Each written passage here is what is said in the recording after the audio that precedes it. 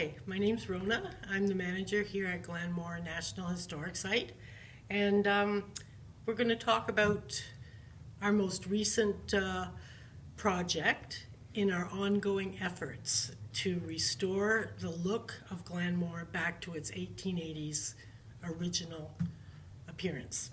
So our most recent project is just happened this week, was the installation of these curtains here. And the result has been just spectacular. We're very pleased with it. The previous curtains had gone up in 1972, 73 when the museum was opened. So they were 45 years old. So they were a good reproduction, but we tried to go an extra step and make the reproduction of these curtains even more accurate, and that mostly involved the type of tassels and the placement of tassels. So we have actually 3 different kinds on the curtains here. One is, and all this evidence came from original photographs of the house. We have a photograph of the north drawing room and south drawing room, and each of them show a very small piece of the curtains.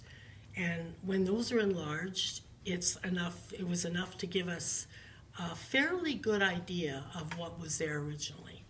So we have a single row of tassels on the side pieces, the jabot, and we have a double row of tassels on the swags. And then we have giant tassels hanging from the top, including the rosettes that you see. And so all of this detail can be seen in the enlargement of the original photographs.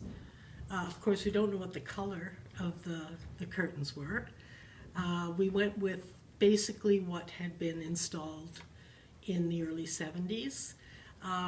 You can tell by the photograph, you get an idea of the type of fabric and whether it was a dark or a light color.